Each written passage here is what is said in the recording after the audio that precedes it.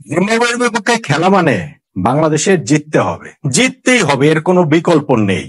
যেই কারণে জিম্বাবুয়ের বিপক্ষে সিরিজে বাংলাদেশের স্কোয়াড নির্বাচনে সামান্যতম ঝুঁকি নেওয়ার সুযোগ নেই, কোনো এক্সপেরিমেন্ট করার জায়গাই নেই, কোনো বিকল্প ক্রিকেটারকে বাজিয়ে দেখার মতো অবস্থাই নেই।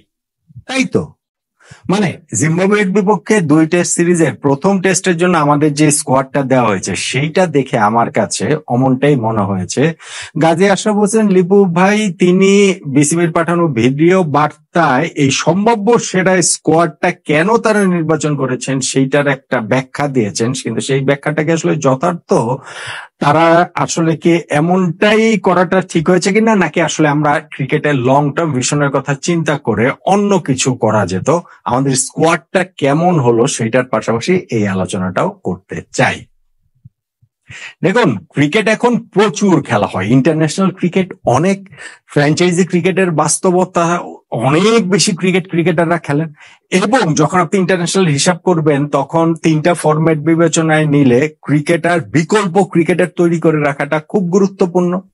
যেই কারণে অন্যান্য দেশের ক্ষেত্রে দেখা যায় তারা যখন তুলনামূলক দুর্বল দলের বিপক্ষে খেলে, ধরেন সেই তুলনামূলক দুর্বল দল আমরা বাংলাদেশ, প্রায় সময় আমরা পড়ে যাই হয়ে থাকি, আমাদের বিপক্ষে খেলার সময় ওই তুলনামূলক সবল দলগুলো তাদের নিয়মিত কিছু ক্রিকেটারকে বিশ্রাম দেওয়ার মতো বিলাসিতা তারা দেখাতে পারেন, তারা কিছু এক্সপেরিমেন্ট করার মতো বিলাসিতা দেখাতে পারেন, তারা এই জায়গাটাতে বিকল্প ক্রিকেটার ভবিষ্যতের কথা চিন্তা ভাবনা করে তৈরি করার চেষ্টা করতে তারা পারেন, এবং সেটা আমরা দেখে থাকি।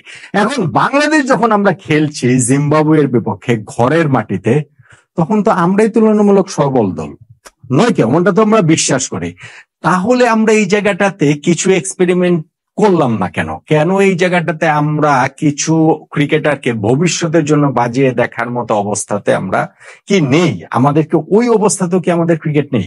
দেখুন, আমাদের যে স্কোয়াডটা কেমন হয়েছে সেই আলোচনাটা করি, তারপরে আমি ওই আলোচনার জায়গাটাতে আসে। 15 সদস্যের যে স্কোয়াডটা দেওয়া হয়েছে সেইখানটাতে পরিবর্তন অনেকগুলো রয়েছে। আপনি গত টেস্ট সিরিজের সঙ্গে আমরা ওয়েস্ট ইন্ডিজের বিপক্ষে খেলছি সেটার সঙ্গে তুলনা করলে পরিবর্তন অনেক হয়েছে, কিন্তু চমক যে আছে খুব একটা আমার কাছে সেটা মনে হয় না। ধরেন আমাদের স্কোয়াডটাতে 9 জন সলিড ব্যাটসম্যান রয়েছেন, আমি মেহেদী হাসান মিরাজকে ট্রু অলরাউন্ডার ধরে বলছি। সেখানটা থেকে সাদমান, জয়, জাকির, শান্ত, মমিনুল, মুশফিক, মাইদুল, অঙ্কন, জাকের আলী অনেক, মেহেদী হাসান মিরাজ, এই পর্যন্ত হচ্ছে আমাদের ব্যাটসম্যান।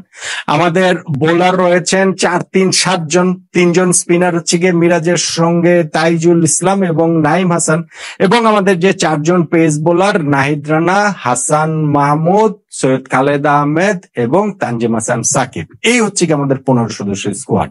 স্কোয়াডটার হিসাব যদি আপনি করেন, স্কোয়াডের ব্যালেন্স ঠিক আছে। আপনার এখানে 9 জন পর্যন্ত ব্যাটসম্যান নিয়েছেন, 7 জন বোলার, তার মধ্যে 4 জন পেসার, 3 জন স্পিনার, এই সব জায়গাগুলোতে ঠিক আছে। পরিবর্তনের যে অনেকগুলো জায়গা হয়েছে সেই জায়গাগুলোর কথা আমি বলি। দেখুন, ধরেন লাস্ট সিরিজটাতে আমাদের কিন্তু নিয়মিত ক্যাপ্টেন নাজমুল হোসেন শান্ত ছিলেন না, তার জায়গাটাতে লিড করেছিলেন ওয়েস্ট ইন্ডিজের বিপক্ষে মেহেদী হাসান মিরাজ। শান্ত ফিরেছেন এবং শান্ত এখানটাতে ক্যাপ্টেন হিসাবেই ফিরেছেন, তিনি এই টেস্ট সিরিজ আমাদের ক্যাপ্টেন থাকবেন। এখানটাতে আরেকটা বার্তা রয়েছে যে চ্যাম্পিয়ন্স ট্রফি পরবর্তী সময়ে আমাদের ক্যাপ্টেন্সির কি হয়, শান্ত কি কন্টিনিউ করেন কি করেন না, মাঝখানে একবার তিনি ক্যাপ্টেন্সি ছেড়ে দিতে চেয়েছিলেন। সো চ্যাম্পিয়ন্স ট্রফি পরবর্তী এটা টেস্ট সিরিজ হলো, আমরা অ্যাটলিস্ট এই সিগন্যালটা পেলাম, আমাদের তো ক্রিকেট বোর্ড থেকে অফিসিয়ালি জানানো হয়নি, এই সিগন্যালটা পেলাম যে শান্ত আসলে ক্যাপ্টেন্সিটা টেস্ট ফরম্যাটে কন্টিনিউ করবেন, ক্রিকেট বোর্ডের সঙ্গে ওরকম একটা মতৈক্যে তিনি পৌঁছেছেন। লাস্ট সিরিজটাতে যেমন মুশফিকুর রহিমও তিনি ইনজুরির কারণে ছিলেন না, মুশফিকও এই সিরিজটাতে কামব্যাক করেছেন। তিনি এর মাঝখান দিয়ে চ্যাম্পিয়ন্স ট্রফির পরপরই আমরা দেখেছি যে ওয়ানডে থেকেও তিনি অবসরের ঘোষণা দিয়েছেন, আর টি-20 থেকে তো আগে অবসর নিয়েছেন, ফলে মুশফিক এখন শুধুমাত্র টেস্ট ফরম্যাটের জন্য অ্যাভেলেবেল, এবং এই সিরিজটা দিয়ে তারও একটা কামব্যাক হলো। একটা নোটেবল অ্যাবসেন্টি হচ্ছে গিয়ে তাসকিন আহমেদ, ইনজুরির কারণে তিনি এই সিরিজটাতে নেই, এবং প্রথম টেস্ট শুধু না সেকেন্ড টেস্টও তিনি খেলতে পারবেন না। বিসিবির পাঠানো বার্তাতে সেটা আমরা দেখেছি, বিসিবির ওই যে প্রধান চিকিৎসক দেবাশিস দা তিনি সেটা জানিয়েছেন যে বাপায়ের ওই একেলিসের একটা ইনজুরির পুনর্বাসন প্রক্রিয়ার ভেতর দিয়ে তাসকিন যাচ্ছেন, ফলে তাসকিন এই সিরিজটাতে নেই। আরেকটা নোটেবল অ্যাবসেন্টি হচ্ছে গিয়ে লিটন কুমার দাস। সেটাও আমরা জানি যে লিটনকে পিএসএল খেলার জন্য তিনি এর মধ্যে দেশ ছেড়েছেন, পুরো পিএসএল এর জন্যই তাকে এনওসিটা দেওয়া হয়েছে, ফলে টেস্ট সিরিজটাতে তিনিও আনঅ্যাভেলেবল। নাহিদ রানাও কিন্তু পিএসএল খেলতে যাবেন, তবে তিনি প্রথম টেস্টে রয়েছেন, তাকে সেকেন্ড টেস্টের জন্য মানে আর তিনি খেলছেন না, প্রথম টেস্টের পরই আসলে তাকে পিএসএল খেলার জন্য ছেড়ে দেওয়া হবে। আর যদি আপনি এখানটাতে বলেন যে গত টেস্ট সিরিজ থেকে হাসান মুরাদ বাহাতি স্পিনার, তিনি না খেলেই তাকে বাদ দেওয়া হয়েছে। সাদাত হোসেন দীপু, তাকে গত সিরিজটাতে 2টা ম্যাচে তিনি খেলেছেন, কিন্তু কোনো ম্যাচেই কোনো ইনিংসে আসলে বলার মতো তার কোনো কন্ট্রিবিউশন নাই। 18, 4, 22, 28 এরকম 4টে ইনিংস তিনি খেলেছেন। ইনফ্যাক্ট যে 6টা টেস্ট খেলেছেন দীপু, 6 টেস্ট মিলিয়ে তিনি একটা 50ও করতে পারেননি, 200 রানও টোটাল করতে পারেননি, খুবই ডিসঅ্যাপয়েন্টিং। সো তাকেও এইখানটা থেকে আসলে বাদ দেওয়া হয়েছে, এবং শরীফুল বাহাতি পেসার, তাকেও গত স্কোয়াড থেকে বাদ দেওয়া হয়েছে। এইখানটাতে নাইম হাসান কামব্যাক করেছেন অফ স্পিনার। আপনার এইখানটাতে হচ্ছে গিয়ে আমাদের ইনক্লুড যিনি হয়েছেন এইখানটাতে গুরুত্বপূর্ণ, সেইটা হচ্ছে গিয়ে তানজিম হাসান সাকিব। তিনি লিমিটেড ভার্সন ক্রিকেটে ওয়ানডে, টি20 বাংলাদেশের জার্সি গায়ে 28টা ম্যাচ খেললো, টেস্ট কিন্তু তিনি এখনো পর্যন্ত খেলেননি। ফলে তানজিম সাকিবকে প্রথমবারের মতো টেস্ট এখানে ডাকা হয়েছে, তার টেস্ট ডেবো এই জায়গাটাতে আসলে হয়ে যেতে পারে। তো মোটামুটি, আর গত সিরিজে যিনি ক্যাপ্টেন ছিলেন মেহেদী হাসান মিরাজ, এই সিরিজে তিনি আসলে ভাইস ক্যাপ্টেন হিসেবে দায়িত্বটা পালন করবেন।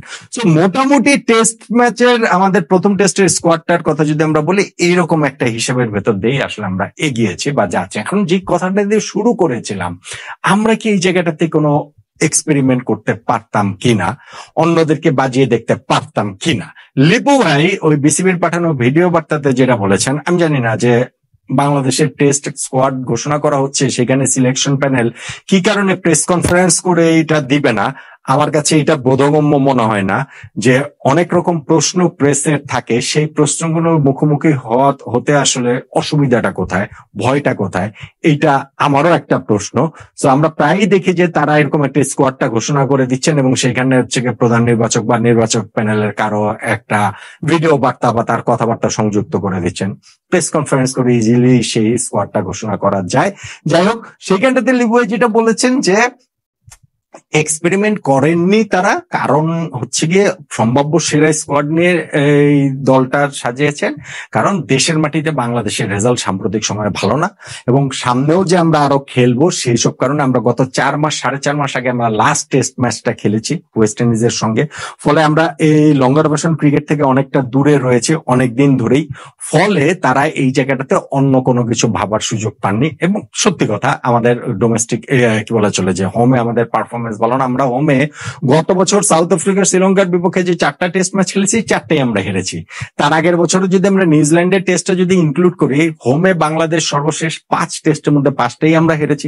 ওয়ারেজ অ্যাওয়েতে কিন্তু আমরা লাস্ট ওয়েস্ট ইন্ডিজে গিয়েও জিতে এসেছি, আমরা কিন্তু পাকিস্তানে গিয়ে 2টা টেস্ট জিতেছি। সো হোমে আমাদের এরকম হঠাৎ করে করুণ দশা হয়ে উঠেছে, সেই কারণে ওই এক্সপেরিমেন্ট করার সাহসটা আসলে সিলেকশন প্যানেল করতে পারেননি।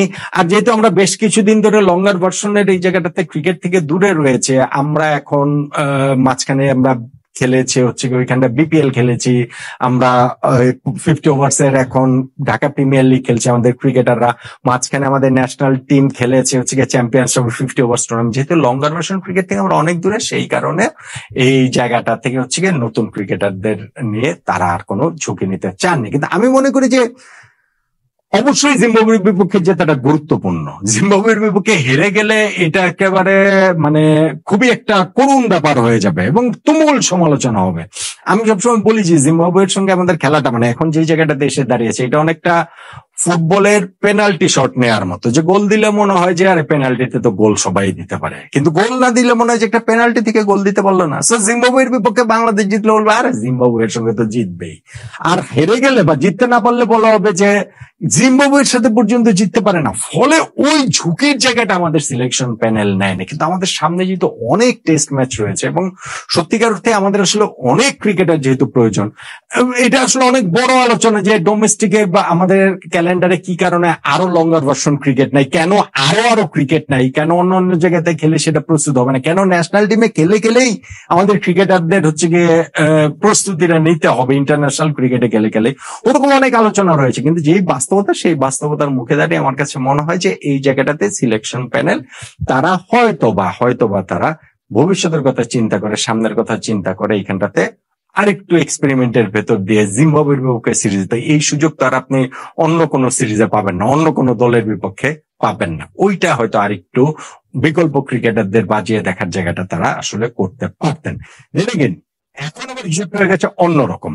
যখন আপনি বিকল্প কোনো ক্রিকেটারকে বাজিয়ে দেখছেন না, আপনি সম্ভাব্য সেরা স্কোয়াডটা নিচ্ছেন, সেখানটাতে আপনার যারা অ্যাবসেন্টি তারা নানান কারণেই আসলে তারা এই সিরিজটাতে নাই, কিন্তু যারা অ্যাভেলেবেল তাদের মধ্যে সেরা স্কোয়াডটা নিয়ে যখন করছি তখন কিন্তু ওই প্রেশারটা আরো একটু বেশি করে চলে আসছে। গত 5টা টেস্ট ম্যাচে আমরা হেরেছি ঘরের মাটিতে, কিন্তু জিম্বাবুয়ের বিপক্ষে এই টেস্ট সিরিজের 2 ম্যাচের 2টাই আসলে বাংলাদেশকে এখন জিততেই হবে। প্রথম টেস্টে স্কোয়াড ঘোষণা করা হয়েছে, তো সে প্রথম টেস্টের কথাটাই অন্তর বলছি যে না জিতলে সেক্ষেত্রে বাংলাদেশ ক্রিকেটের জন্য ওইটা আরো একটা ভয়াবহ বিপর্যয় ডেকে আনবে বলে আমার কাছে মনে হয়। সেই ঝুঁকিটাই আসলে সিলেকশন প্যানেল নিতে চায়নি।